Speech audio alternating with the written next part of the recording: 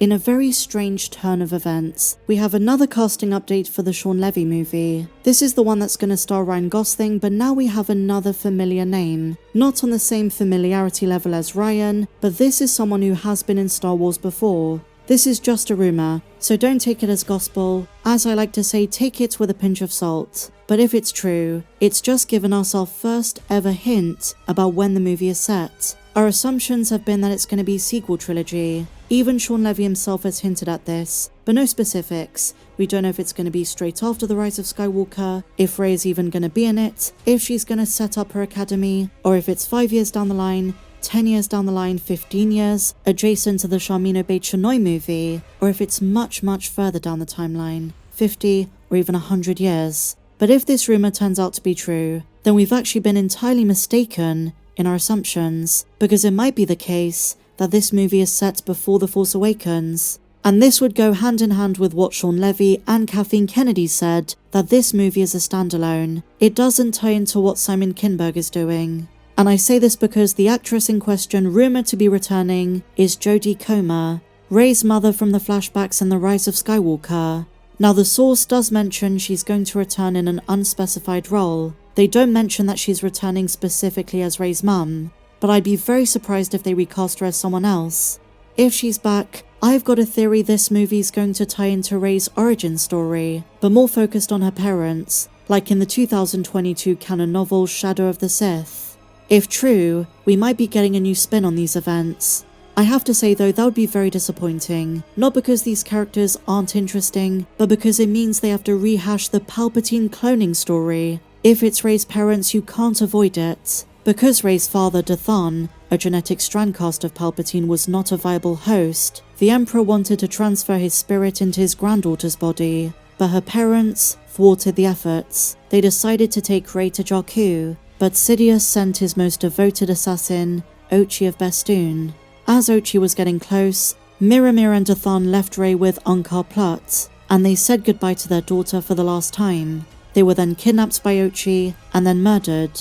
In a recent interview with Deadline, Kathleen Kennedy confirmed the Shawn Levy movie is the next one to go into production, and that could mean before the Rey movie, if it is still happening, and before the Simon Kinberg trilogy, which is also post-episode 9, they might release a kind of primer movie, a standalone which reintroduces fans to Rey, but they might decide to go back a bit. Instead of jumping straight into the post-episode 9 world, show us some things that Rey's parents dealt with that might be important for the post-Rise of Skywalker universe. Maybe Ryan Gosling's character is someone who they met.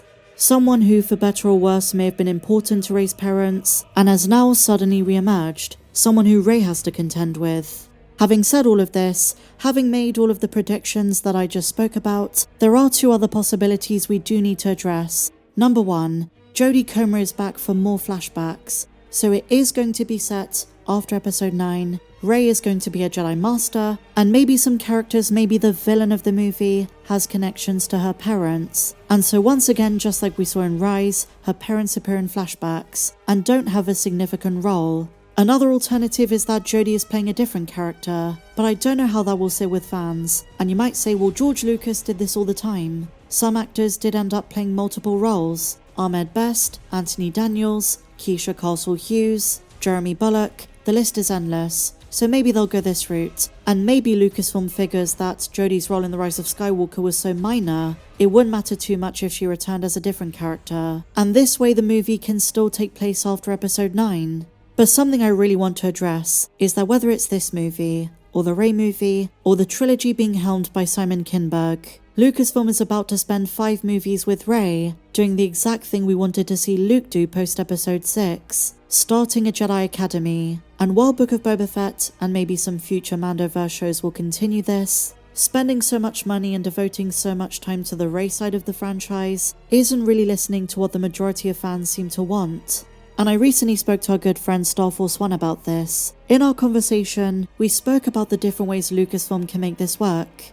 Well-written scripts can do wonders. The way they go about this could enhance and better our perception of certain sequel trilogy characters, but they're not going to retcon those movies. We're kind of stuck with Rey. Whether we like it or not, she's going to be the front and center Jedi of this era. They're going all in on the Rey stuff, and there really is no way around it. She's going to be the Grand Master for everything that takes place after the Skywalker saga. She might have help from Luke Skywalker's ghost, but there is no way around it. They're going all in on Rey. Hopefully they're going to introduce some new characters which fans actually like. Kathleen Kennedy said they're not going to be overly dependent on sequel trilogy characters. There are going to be some fresh faces, but unless they bring in an older Ezra Bridger or Ahsoka Tano, Rey is going to be the main, staple Jedi of this time period. And there really isn't too much to say about this, other than I hope Lucasfilm can actually do this right. But joining me for a wider discussion about the latest Star Wars movie news is our good friend Star Force One. So basically, like, if they do bring the Rey's mother, I'll be very, very happy, because as we mention every time we come on these chats, the hype, the pure fuel of Star Wars is hype, speculation, and mystery. And one of the biggest mysteries ever in Star Wars, at least definitely post Disney, was who the hell are Rey's parents. That was botched horrifically by Ryan Johnson, but that was when everyone was hyped. People were watching YouTube all day trying to come up with theories, everything. So if they do explore that more, that'll be very interesting. But there's some things they've done in the canon which I'm not the biggest fan of, like making Rey's father a clone, because Palpatine wouldn't have a wife according to Lucasfilm, but that makes no sense. He's the Emperor, he would. But I think it was one of the writers for Star Wars Underworld, which is obviously a scrapped show that never ended up happening. They said there was a I think he said there was a scrapped Palpatine romance plot where this woman just absolutely destroyed Palpatine and like turned him into what he was. If they weave that in somehow, whoever Palpatine chose to do this clone with, yeah, that'd be my base. So finally, my dear friends, in other Star Wars updates, I do have a big Andor video coming up, but I just wanted to finish on something a bit more lighthearted. So as you know, Tales of the Underworld is dropping on May the 4th. It's going to be a Star Wars Day treat. We're going to see Cad Bane, Asajj Ventress, and you guys know my theory.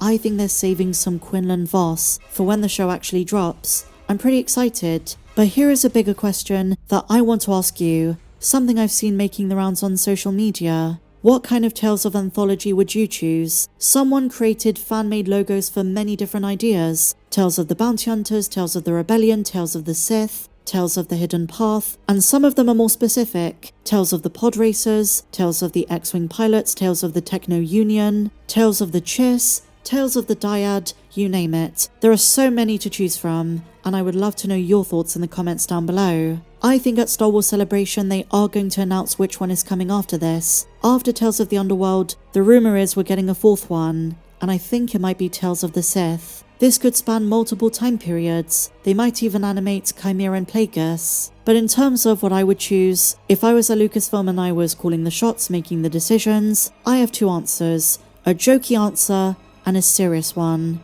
My serious answer is Tales of the Smugglers.